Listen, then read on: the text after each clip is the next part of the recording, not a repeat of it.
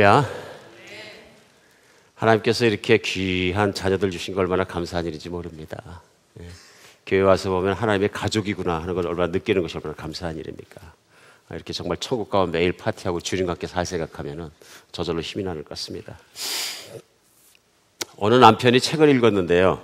그 책 내용에 100m 밖에서 자기 아내를 갖다 크게 소리쳐서 부르는데 못 알아들으면 조금 늙은 거고, 50m 밖에서 소리 질렀는데 못 알아들으면 좀 많이 늙은 거고, 10m 앞에서도 불렀는데도 못 알아들으면 이거는 진짜 심각하게 늙은 거다.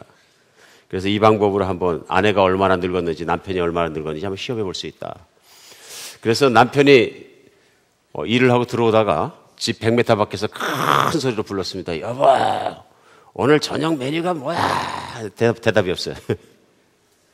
그래서 집 바로 앞에서 50m 앞에서 큰 소리 불렀습니다. 여보, 오늘 저녁에 뭐 먹어? 역시 대답이 없어요.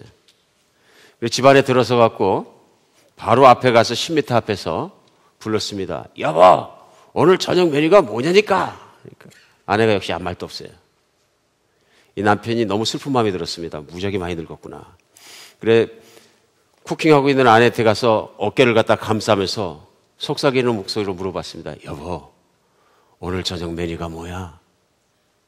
그랬더니 아내가 휙 돌아보면서 소리 지릅니다. 아, 이 영감탱이가 벌써 수제비라고 몇 번이나 대답을 해야 하네.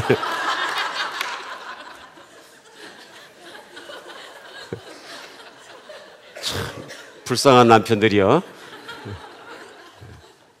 열심히 일하다가 자기 늙어가는 거 모르고. 인생을 살다 보면 갑자기 배우자가 측은해 보일 때가 있습니다. 그렇죠? 그리고 갑자기 배우자가 감사하게 느껴질 때가 있고, 우리 마음속에 시키는 감정들이 그리하는 것 같습니다. 오늘은 특별한 날입니다. 왜 특별하냐면 하나님께 감사하는 마음을 가지고 감사했던 그 추수감사절입니다. 정말 아무것 가진 것 없지만, 농사도 실패했지만 메이플라워를 타고 왔던 사람들, 또 초기에 미국에 이민 왔던 사람들이, 많은 사람이 절반 이상이 죽었지만 그럼에도 불구하고 가진 모든 것을 가지고 모두가 나눠 먹으며 하나님께 감사하고 예배드렸던 정말 청교도들의 그 추수감사절을 생각나게 하는 절기입니다. 오늘은 특별히 여러분과 제가 하나님께 그런 감사를 생각하는 날 되었으면 좋겠습니다. 우리 배우자에게도 고맙고 감사하는 마음이 있어야 되지만 제일 중요한 건 하나님께 감사한 마음이 있어야 되는데요. 오늘 이렇게 한번 여쭤보면서 말씀을 시작하고 싶습니다. 여러분은 하나님 얼마나 감사합니까? 하나님께 당신은 얼마나 감사합니까? 이게 우리 질문입니다. 나는 진심으로 얼마나 감사하고 있는가? 이것이 우리의 신앙의 점검이기도 합니다. 나는 진심으로 얼마나 감사하는가? 성경은 골로새서 2장 6절로 7절에 오늘 본문 말씀이에요. 그러므로 너희가 그리스도 예수를 주로 받았으니 그 안에서 행하되 그 안에 뿌리를 박으며 세움을 받아 교훈을 받은 대로 믿음에 굳게 서서 감사함을 넘치게 하라. 오늘 골로새서 2장 7절은 뭐라 그러냐면요, 감사함을 넘치게 하라. 그냥 감사하라 정도도 아니고요, 넘치도록 감사하라 얘기합니다. 그러니까 내가 성령 충만 받아서 오버플로우 막 흘러 넘친다는 얘기는 뭐냐 하면은, 성령 충만 받았다는 얘기는 감사함이 막 철철 흘러 넘치는 거예요. 오늘 여러분과 제 마음이 그렇게 되었으면 참 좋겠습니다. 참 좋겠습니다. 우리의 소원은 감사주일 한 주일만 그런 것이 아니라 우리의 평생이 감사하는 인생, 행복한 인생이 됐으면 참 좋겠습니다. 여러분, 행복한 사람은 감사하지만 불행하다고 생각하는 사람은 감사합니까? 안 합니까? 안 합니다. 근데 결국은 우리가 신앙생활을 점검해 보면서 내가 행복하냐 불행하냐 알아보려면 얼마나 감사하는가 보면은 알 수 있다 하는 것입니다. 그런데 사람이 감사하는 마음을 갖고 감사하기 위해서는 꼭 필요한 게 있습니다. 그게 뭐냐면 은혜를 나누는 마음입니다. 사람은 은혜를 받았을 때 감사합니다. 그래서 은혜가 뭡니까? 대가 없이 주어진 선물입니다. 사람이 감사하는 마음이 되는 건 내가 어떤 그 대가 없이 주어진 내가 선물을 받았을 때 감사하는 거죠. 그런데 이 선물을 받았던 마음이 없으면 별로 감사하지 않습니다. 제가 오래전에 만난 한 60세 이상 넘으신 형제님께서 정말 항상 기쁘고 감사하게 사는 거예요. 그래서 어떻게 이렇게 늘 감사하고 사십니까? 그랬더니 그분이 말씀하시는 거예요. 제가 미국 와서 처음에 10년간 체류 신분이 없어서 얼마나 고생을 했는지 모릅니다. 마음도 안 편하고 뭘 제대로 할 수도 없고 뭐 직업도 제대로 된 직업을 가질 수가 없고, 그래서 사는 것이 얼마나 공고로웠는지 모릅니다. 애들 키우면서. 그랬는데 어느 날 어떤 사람이 그러더라고요. 신문에 났는데 불법 체류자는 다 구제해 준다고. 그리고 거기 사람이 선택이 되니까 무조건 다 구조해진다 그래가지고 너무 놀래가지고 진짠가 해서 신청해봤는데 영주권이 탁 나와가지고 이제 미국에 이렇게 자신있게 살아가면서 그냥 영주권 가지고 미국에 사는 것만 해도 감사. 10년간 내가 목말랐기 때문에 그래서 늘 감사하고 기쁘게 살아서 그걸 하나님께 감사하다 보니까 온갖 것이 다 감사해졌습니다. 그래서 저는 그저 감사하고 살 뿐입니다. 그러면서 하시는 말씀이 저는 이 세상에서 레이건 대통령이 제일 훌륭한 대통령으로 생각합니다. 알고 보니까 그분이 레이건 대통령 때 불법 체류자 일괄 사면 해줄 때 영주권을 받으신 거예요. 그러니까 항상 그분의 마음속에는 레이건 대통령이 최고로 감사한 거예요. 사람이 뭘 받으면 그 감사한 마음을 잊어버리지 않는 것 같습니다. 그렇죠? 결국은 뭐냐 하면 내 노력과 관계없이 그렇게 받은 것, 선물같이 받은 것이 뭐냐면 은혜입니다. 그런데 우리 중에는 그 은혜를 은혜로 생각하기가 어렵게 생각하는 분들이 많이 있습니다. 사실은. 오늘 감사주일에 우리 무조건 감사합니다 얘기하는 것보다는 우리의 마음속에 있는 감사하지 못하는 마음, 감사에 대해서 별로 뜨뜻미지근한 마음이 있다면 왜 그런가 생각해 보면서 실제로 그런 마음이 변화되고 치유받고 복 있는 마음으로 정말 돌아서는 그런 시간 되었으면 좋겠습니다. 우리 사람은 늘 행복하게 살기 원하지만 불행한 삶 속을 살 때가 많습니다. 불행하게 사는 사람들은 어떤 사람들이냐면요, 생활에 불만이 많은 사람들이, 불자로 시작하는 건 별로 안 좋은 겁니다. 제가 지금 불교 욕하고 있는 게 아니고요. 아니라는 불자기 때문에, 그렇죠? 불만, 불행 다 안 좋은 겁니다. 그러니까 통하는 겁니다. 또 서로 오늘은 불행이 바뀌어서 행복으로 바뀌는, 그래서 우리 행복을 우리가 행복한 인생을, 불행한 인생을 극복하기 위한 세 가지, 오늘 말씀의 제목이 그렇습니다. 그래서 오늘 정말로 우리 인생이 은혜를 알고 감사를 알고 불행에서 행복으로 돌아서는 그런 시간 되시기 바랍니다. 은혜를 모르며 사는 첫 번째 이유 중에 가장 우리가 흔히 들어가는 것이 뭐냐면요, 하나님이 은혜를 주시는 분이라는 사실을 받아들이기가 어려운 거예요. 하나님은 나에게 풍성한 은혜를 주시는 분이라는 걸 잘 깊이 못 받아들이게 되면 그렇게 됩니다. 이게 왜 그렇게 되느냐면요, 어떤 분들에게 하나님은, 내가 이해하기로 하나님 법을 만드시고 규례를 만드시고 율법을 만드시고 쫙 만들어 놓으시고 그것을 지키도록 막 쪼는 분이시다. 내 목을 막 쫙가지고 하고 말 들으면 나 줄게, 안 들으면 죽어. 그리고 엄격하신 분이시다. 근데 이제 이럴 경우에 이제 어떤 경우에 우리가 이런 생각들을 많이 가지게 되냐면요, 집안의 아버지가 굉장히 권위자인데 엄격하셨고 사랑을 못 받을 경우에 우리 하나님을 대할 때 이런 생각들이 많이 들어오는 것 같습니다. 아니면 우리가 신앙생활하고 교회는 열심히 됐는데 어릴 때부터 교회는 다니지만 예를 들면 교회에서 신앙생활의 훈련이 늘 교회는 엄격한 것으로 훈련받으신 분들이 그런 경우가 많이 있는 것 같습니다. 하나님 왠지 나를 위해서 계시는 것 같지는 않아요. 교회 전체나 세상을 위해서는 그렇게 계신 것 같은데 뭔가 엄격하신 분이라는 거예요. 제가 알고 있는, 지금도 많이 전통교회에서는 그렇습니다만, 장로님들 아이들이 교회 와서 조금이라도 시끄럽게 하면 그냥 막 소리 지르세요. 거룩한 하나님 정단에서 어디 소리 지르고 되냐고 막 혼내십니다. 엄격한 거죠. 그래서 하나님의 교회는 거룩하기 때문에 엄격해야 된다고 생각하시는 겁니다. 생각해서 깊이 따지면 많이 유교적인 것입니다. 교회는 사실은 어때야 됩니까? 아이들도 있고 오늘 아침에 우리 예배드리고 찬양할 좀 joyful 해야 됩니다.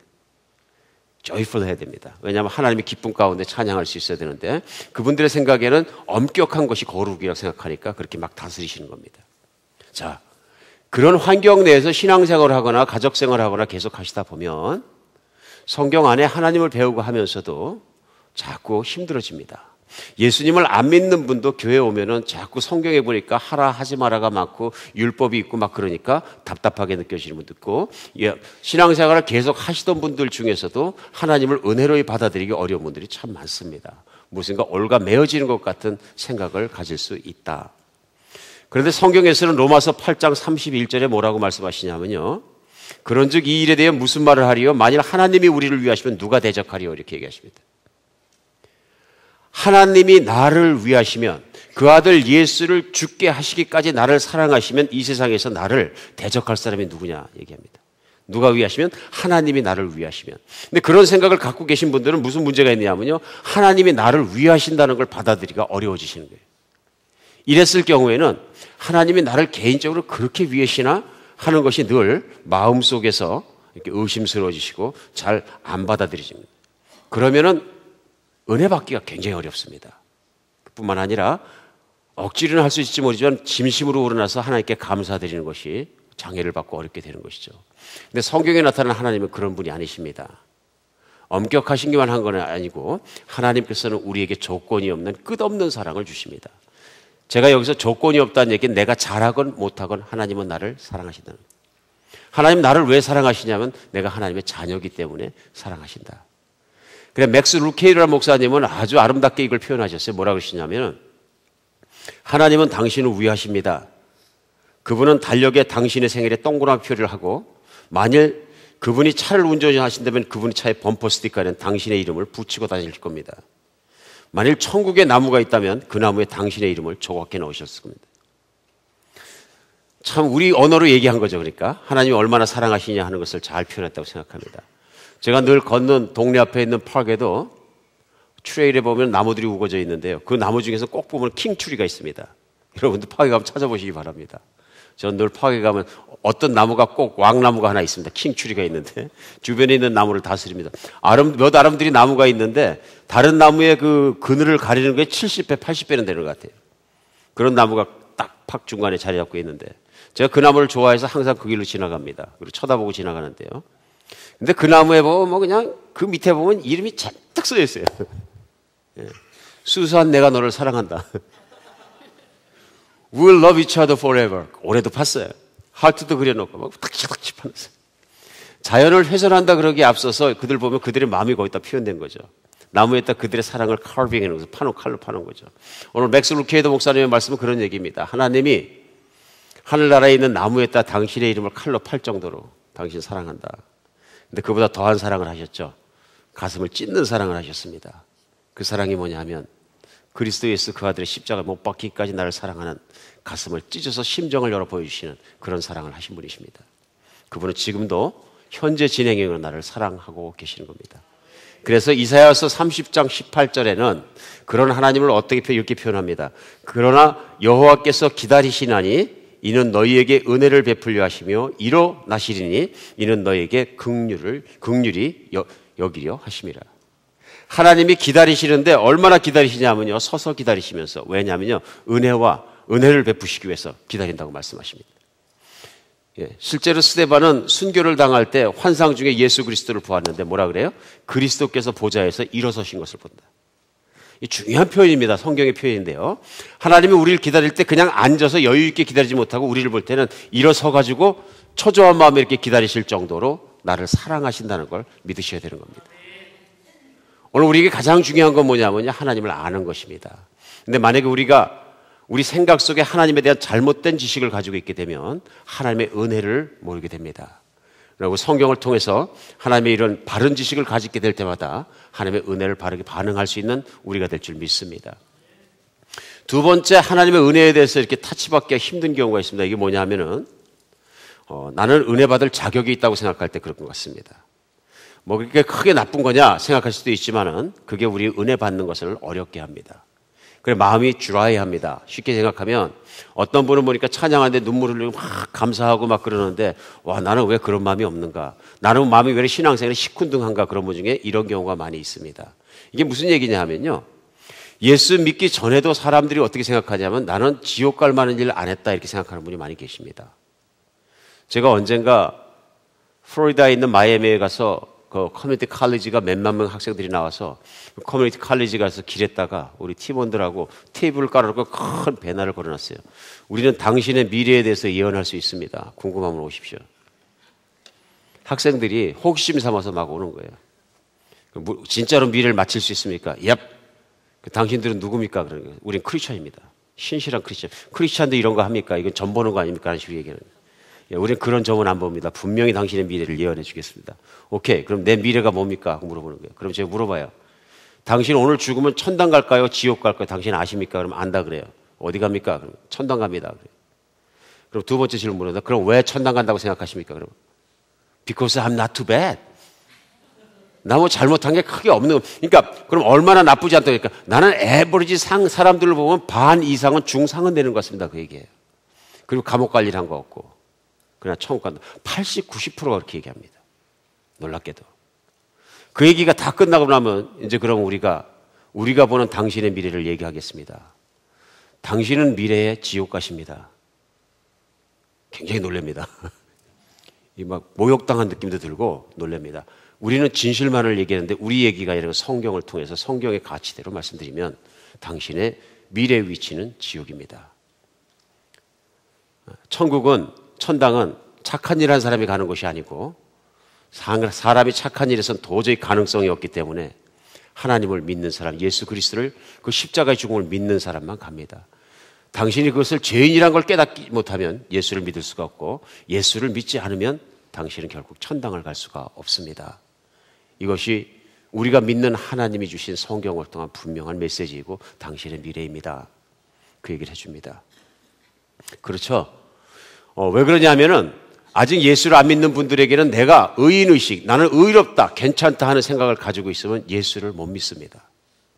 근데 어느 날 하나님이 살아계시다는 게 믿어지고 내가 하나님 앞에 거룩하지 못하다는 것이 믿어지게 되면 예수 그리스도가 왜 십자가에 돌아가셨느냐 하는 것이 깨달아지고 나에게 굉장히 소중한 것이 됩니다. 사람은 하나님 앞에서 나의 위치가 죄인 되었고 거룩하지 못하고 내 안에 하나님처럼 완벽하게 거룩함이 없는 것을 늘 깨달을 때마다 예수 그리스도의 십자가에 죽으신 그 자리가 감사하게 느껴집니다. 그리고 무릎 꿇게 됩니다. 믿는 사람에게도 마찬가지입니다. 신앙생활을 좀 오래 하다 보니까 내가 구원받을 자격이 없는 사람이었다는 사실을 새카맣게 잊어버리고 그냥 나는 정말 모든 것을 은혜를 받을 만한 자격이 있는 사람이어만 계속 커지면 어떻게 되냐면요, 내가 받고 싶은 것을 못 받은 것만이 내 기억에 남습니다. 사람 참 신기합니다. 나에게 부족한 것만 생각납니다.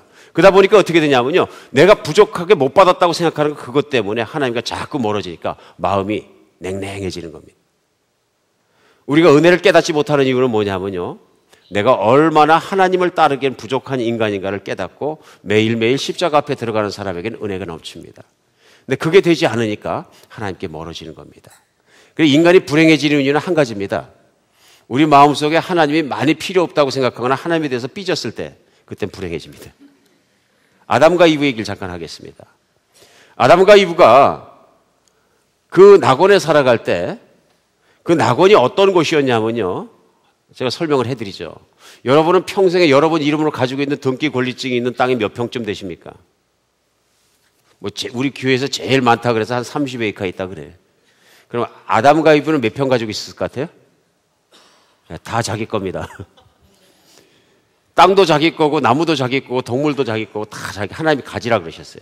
가지라 그랬다는 얘기는 뭐냐면 모든 걸 다 주셨어요. 관리할 수 있게 하시고 친환경적 있고 소유권이 그들에게 있어요.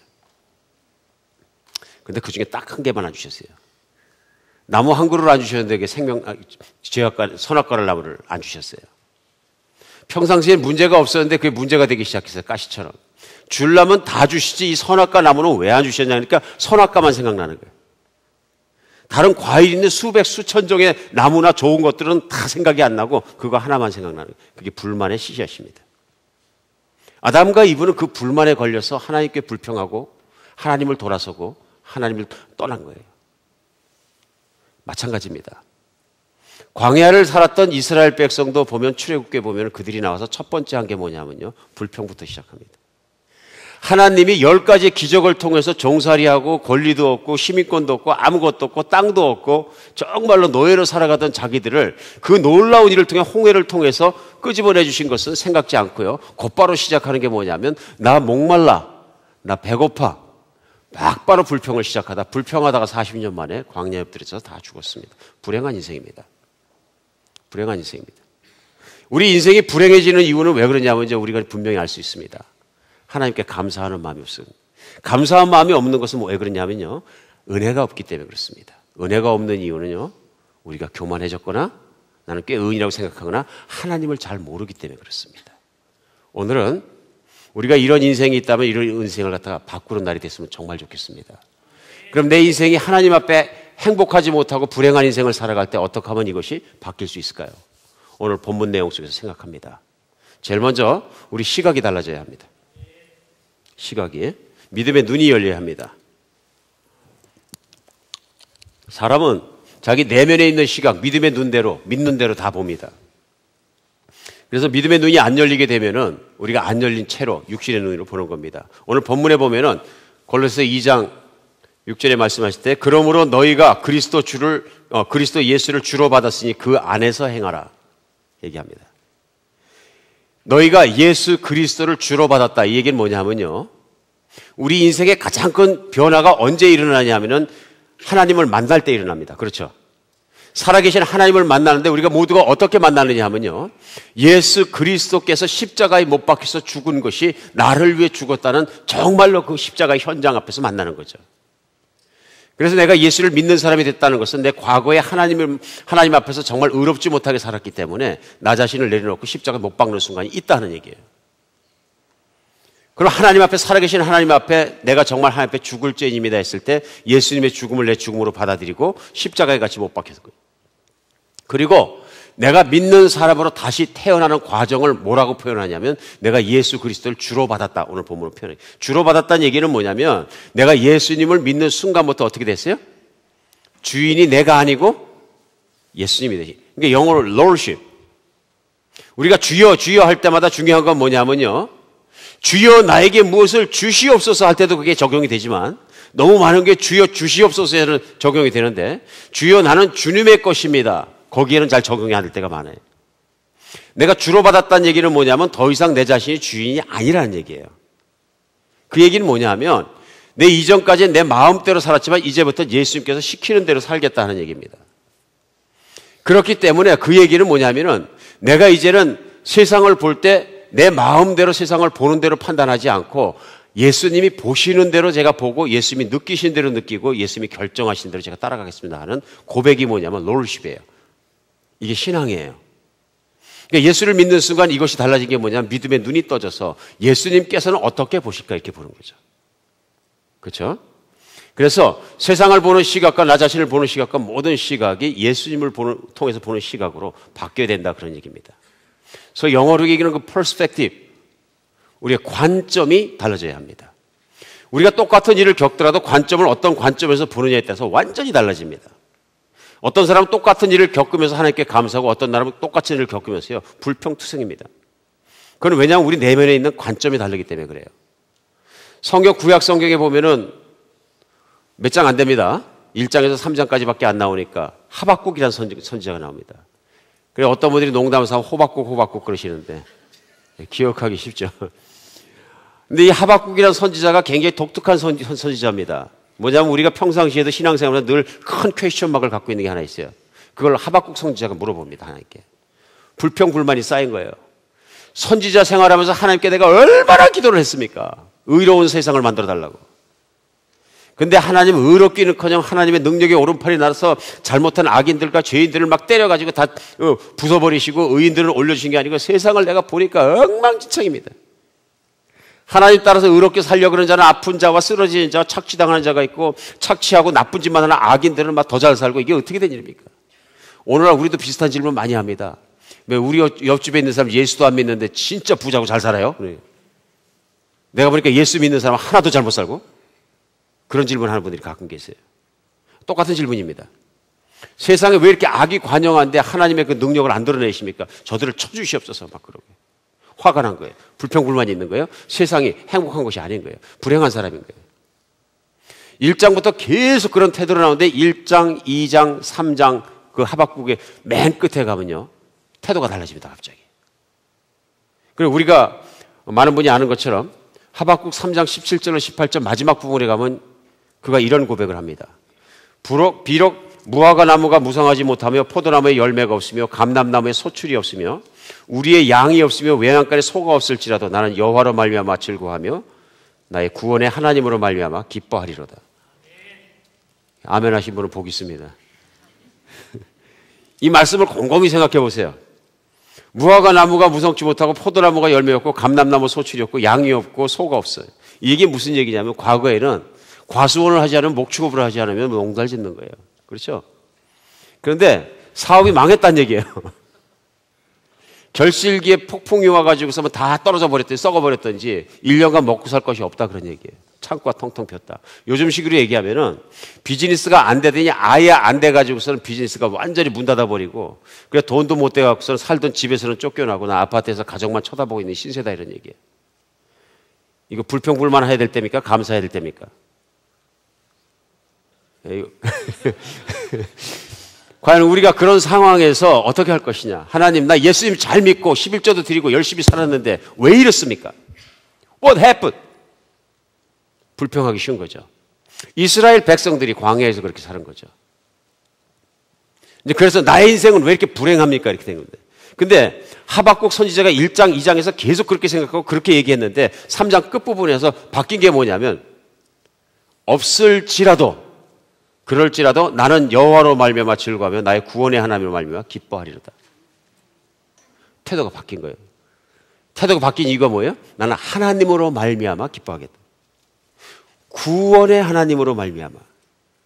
하나님은 세상을 만드시고 우주를 만드시고 땅을 만드시고 모든 걸 관리하시는 분이신데 하나님이 이유가 있으니까 악을 오늘까지도 참으셨을 것이고 그러나 악한 자 중에서 나를 하나님의 자녀로 선택해 주신 하나님께 감사할 뿐이다. 그렇죠? 나는 세상을 심판할 자격이 없고 그 세상 더러운 세상을 참으시는 하나님께 감사할 뿐이고 참으시기 때문에 나 같은 인간도 구원된 거 아니냐. 무슨 얘기예요? 하박국이 본 세상과 환경은 바뀐 게 아무것도 없는데 생각이 바뀌었어요. 세상을 보고 불평불만하고 내가 못 가진 걸 가지고 불평불만할 땐 내 생각과 내 쪽에서 모든 걸 판단하고 봤는데 하나님의 눈에서 보려고 노력하니까 그게 그런 게 아니에요. 하나님이 그렇게 참아주시니까 나 같은 인간도 받아들여 주셨지. 그러고 보니까 내가 하나님께 엄청나게 은혜를 받은 사람이구나. 하나님께 감사해야 되겠다. 달라지는 것입니다. 예, 정말 그렇습니다. 우리가 관점이 달라지면 인생이 달라집니다. 좀 쉬운 얘기하죠. 한국에 있던 어떤 목사님이 사역을 열심히 하셨는데 개척교회를 하시고 사모님이 그냥 고생을 하시다가 병이 들으셨는데 병원에 갔더니 위암이 걸리셨대요. 병원에서 실제 실한데요. 위암 말기라 그런 거예요. 그러니까 사모님이 점점 몸이 아파지고 여기저기 아파지고 그러니까 목사님한테 불평불만 하기 시작했어요.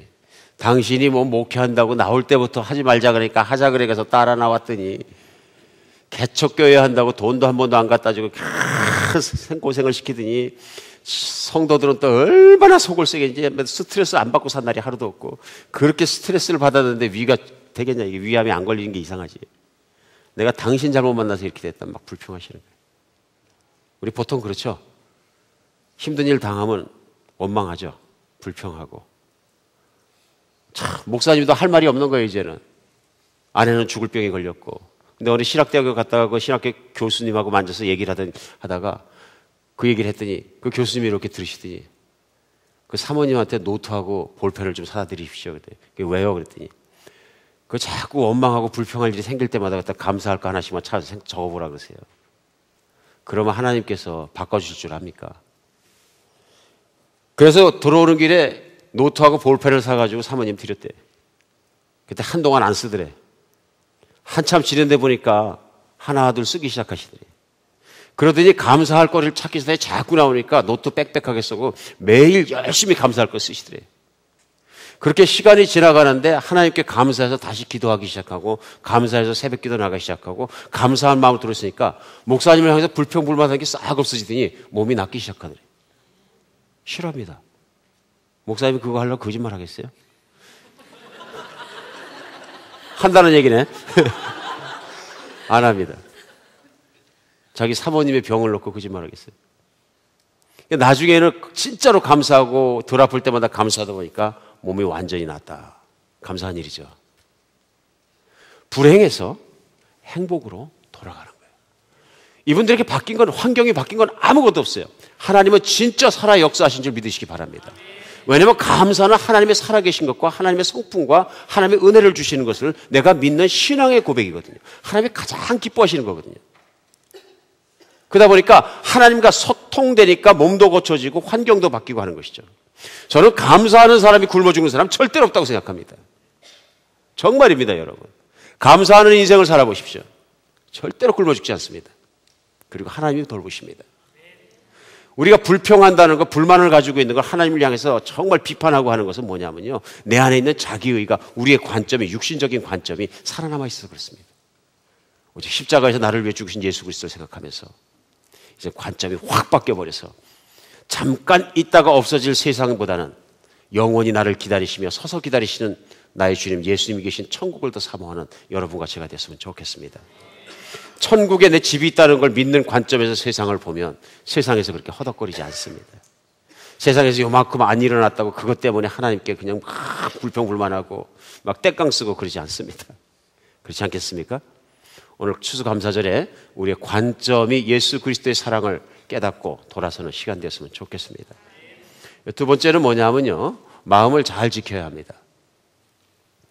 오늘 본문 7절에 골로새 2장에서는요, 그 안에 뿌리를 박으며 세움을 받아 교훈을 받은 대로 믿음에 굳게 서라 이렇게 얘기합니다. 그 안은 누구냐면요, 예수 그리스도 안에. 우리가 십자가에 죽으신 예수 그리스도를 믿고 하나님의 자녀가 됐으니 그리스도 안에 있는 풍성함이 얼마나 많은지 몰라요. 우리가 늘 묵상할 때 내가 그리스도 안에 있기 때문에 하나님 아버지로부터 받는 것이 무엇인지를 묵상하고 생각하고 감사하며 은혜를 깨닫고 살아라 그런 얘기예요. 그걸 살다 보면 어떻게 되면 우리 마음속이 그 하나님 안에 예수 안에 있다는 것으로 가득 차게 되니까 그게 뿌리가 박히는 거예요. 믿음은요 뿌리가 튼튼해야 됩니다. 이 믿음의 뿌리가 약하면 세상에서 환난을 당할 때 힘들 때 지나가는 폭풍을 만났을 때에도 이게 막 뿌리가 없으니까 마음 안이 불평과 불만과 원망으로 가득 찹니다. 불평하고 불만 갖고 원망하다가 광야에 가득 죽은 이스라엘 사람들을 우리가 손가락질하고 비판하고 욕하면서도 나도 똑같은 사람이 되는 거예요. 내 마음대로 조금만 안 되면 바로 그냥 입이 나오고 삐지고 불평불만하고 교회 안 나와버리고 그러는 거죠. 그렇죠? 마치 내가 교회를 나와줘야 하나님이 에게 득이 되는 것처럼 교회 나와 노는 거에 대해서 막 하나님과 딜하고 이러는 거예요. 이러면 안 되는 겁니다. 이러면 안 되는 겁니다. 뿌리를 박지 못해서 그런 거예요. 뿌리를 박지 못하면 시험이 쉽게 듭니다. 믿음의 뿌리를 박는 건 뭐냐 하면은 내가 정말 감사하는 마음으로 계속적으로 하나님 앞에 나가게 되면은 믿음의 뿌리가 박히는 거예요. 우리가 반대로 생각합니다. 내가 욕망이 있고 기대가 있는데 그것이 안 이루어졌을 때 거기에 대한 불만과 원망과 그런 것을 내 마음속에 불신이 뿌리 박히도록 내두르면 불신과 불평과 어떤 비판 같은 것들이 뿌리가 깊이 박히게 내려가니까 내 마음이 어떻게 되냐면 그런 사람이 됩니다. 어떻게 하면 아느냐면요, 뿌리가 박혔는지 내가 하루 종일 살아가면서 하나님께 감사하는 일이 많은지 자꾸 비판하는 일이 많은지 부정적인 생각이 많은지 생각해 보시면 됩니다. 사람은 10가지 좋은 걸 받고도 한 가지가 안 되면 한 가지에 집착하는 게 사람 아닙니까 혹시? 생각해야 됩니다. 왜 그 한 가지 때문에 9가지를 다 흔들어 버리는지. 나는 사실 내가 알지도 못하는 복을 받은 것도 많이 있다 그런 얘기입니다.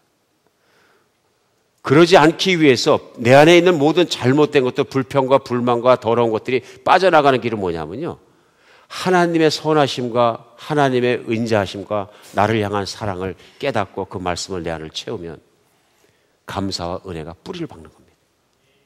사랑하는 여러분, 한번 생각하는 것 족하지 않습니다. 얼마나 우리가 연약한지 모릅니다. 오늘 감사하고 살아야지 그랬다가도 그저 생각이 조금만 잊어버리게 되면 뿌리가 약하니까 잊어버리고 또 불평불만하기 시작합니다. 저는 오늘까지 살면서 가장 많은 종류의 사람을 만났죠. 가장 종합적으로 최고로 많은 사람들을, 같은 종류의 사람들이 누구냐면 불평하는 사람을 제일 많이 만나본 거예요. 불평하는 사람. 나 만족하고 행복해요 그런 사람은 솔직하게 얘기해 적습니다. 어떤 분들은 진짜로 성숙하셔서 어떤 환경 속에도 감사하고 만족하고 행복한 분들 만나는 것이 저는 이것이 정말 희망이라고 생각합니다. 분명히 있어요. 근데 반면에 불평불만 하시는 분들은 쎄서 가득 있어요.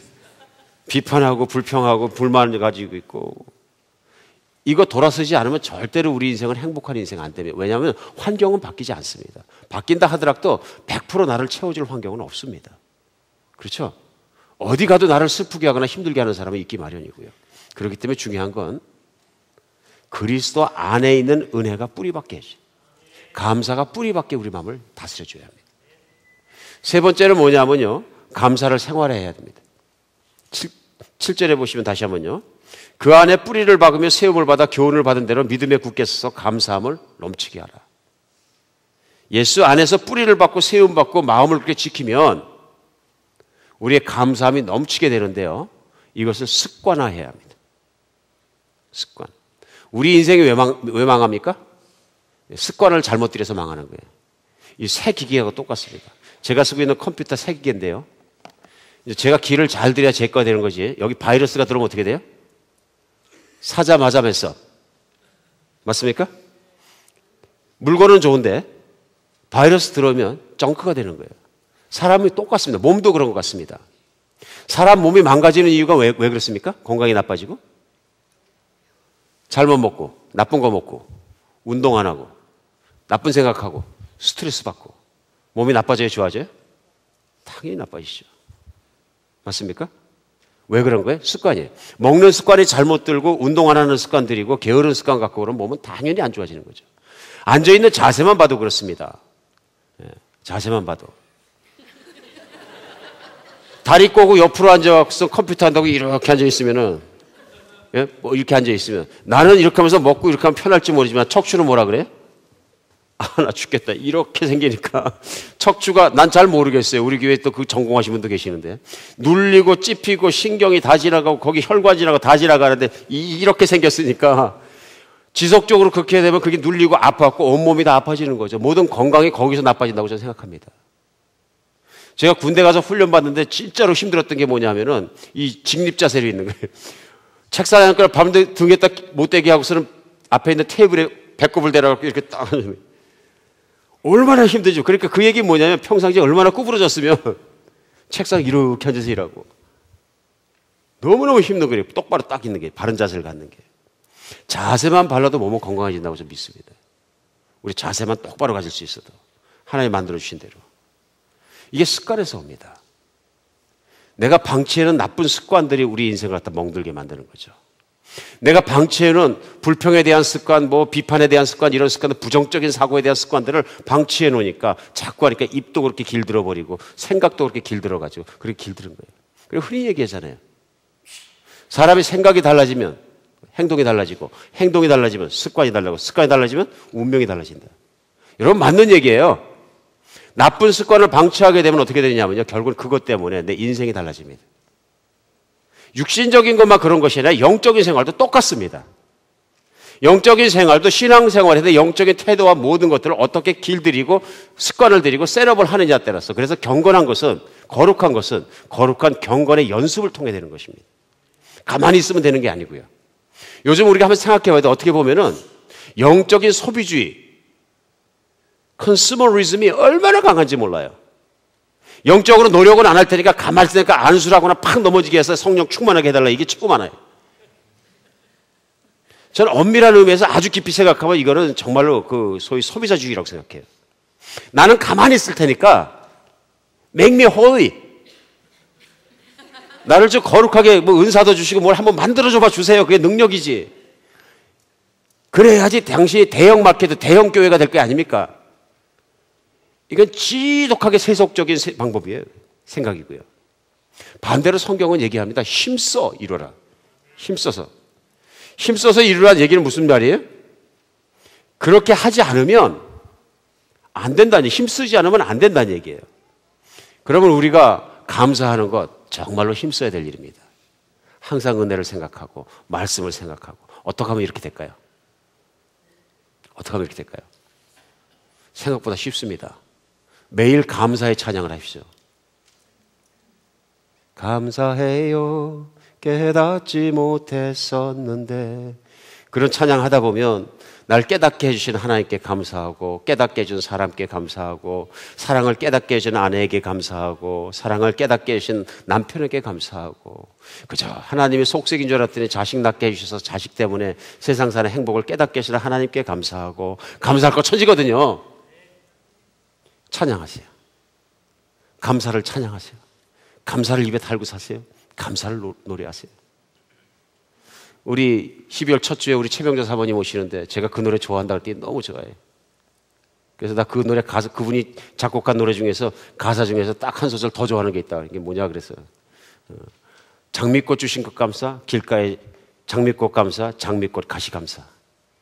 여러분 이게 예사롭지 않은 가사예요 사실은. 우리는 늘 장미꽃만 보기 원하는데 가시를 사랑 안 하는 거예요. 근데 진짜 신앙은 그 가시를 사랑하게 됐을 때 하나님을 아는 것이죠. 내 인생의 가시까지, 내 인생의 불행까지, 내 인생의 힘든 환경까지 내가 사랑할 수 있는 것. 내 몸의 핸디캡까지, 내 인생의 재물이 부족한 것까지, 내 자식이 공부를 잘 못하는 것까지 감사하고 사랑할 수 있는 여러분과 제가 되었으면 좋겠습니다. 그걸 찬양하십시오. 그리고 두 번째 뭐냐면 기도하는 습관을 들이십시오. 기도는 습관입니다. 습관이기 때문에 하나님은 무시로 기도하라고 하시는 거예요. 기도는 내가 쳐서 복종시켜서 훈련해서 습관을 만들어야 되는 것입니다. 그렇게 안 하면 이제 절대로 하나님 가까워지지 않습니다. 세 번째는 뭐냐면요, 예물 드리는 거예요. 감사하면 감사한 걸 표시하는 사람이 효자이고 좋은 사람입니다. 맞습니까? 마음으로만 생각하면 안 되고요. 하나님께 예물을 드리면 하는데, 예물의 많고 적음보다 중요한 건 뭐냐면요, 정성과 태도입니다. 새까맣게 잊어버리고 있다 주일날 오니까 헌금채 돌기 시작하니까 헌금 시간. 책북이 어디 갔냐. 근데 안 되니까 주머니 넣어가지고 그냥 꼬깃꼬깃 접으면 그냥 지폐나무가 있으면 하나 쓱 넣고 그게 아니다는 얘기입니다. 하나님 그거 원치 않으십니다. 예전에 우리 어머니들 밥 먹을 때마다 한 주먹씩 쌀 덜어서 성미했다가 주일날 교회 가져오는 거 진짜 아름다운 헌신이에요. 근데 먹는 거에서 덜어서 하나님께 먼저 드리겠습니다. 이런 헌신이 있었으면 좋겠습니다. 그러니까 결국은 내가 찬양하는 사람, 기도하고 사는 사람, 감사하고 사는 사람, 늘 예물을 드리는 거 준비하는 사람, 또 내 삶을 통해 하나님께 순종하려고 노력하는 사람, 이거 다 감사의 표현이거든요. 하나님 감사해서 그렇고, 정말로 어려운데 정말 미개인들 사는 데 들어가서 선교하는 젊은 부부가 있어요. 애들 4살, 6살 먹었어요. 그 선교사 만나서 물어봤어요. 어떻게 이렇게 젊어서 헌신하시게 됐습니까? 아유, 그냥 다른 것도 없고요. 저 구원해 주신 거 감사해서요. 감사해서요. 다른 이유 아무것도 없습니다. 그럼 하나님 기뻐하실 것 같아서 감사해서 여기까지 왔다 보니까 여기까지 왔습니다. 감사해서요. 사랑하는 여러분, 어떤 사람은 그리스도 예수의 사랑을 깨닫고 감사해서 세상 모든 권리 다 내려놓고 정말로 몸도 가리지 않고 사는 미개인들이 있는 곳에 들어가서 복음 전하는 사람들도 있습니다. 우리 감사하는 마음이 끝없이 살아나는 추수감사절 됐으면 좋겠습니다. 오늘 말씀 초반에 말씀드렸어요. 나는 얼마나 감사하고 있습니까? 내가 오늘까지 감사가 부족했다 할지라도 내가 환경 때문에 감사하는 것이 아니고 나를 사랑하시고 나를 구원하시고 영혼의 길을 열어놓으시고 지금서 일어서서 나를 쳐다보시는 그리스도 예수 우리 주님을 향해서 우리 하나님 아버지를 향해서 늘 감사하는 여러분과 제가 되었으면 좋겠습니다. 기도하겠습니다.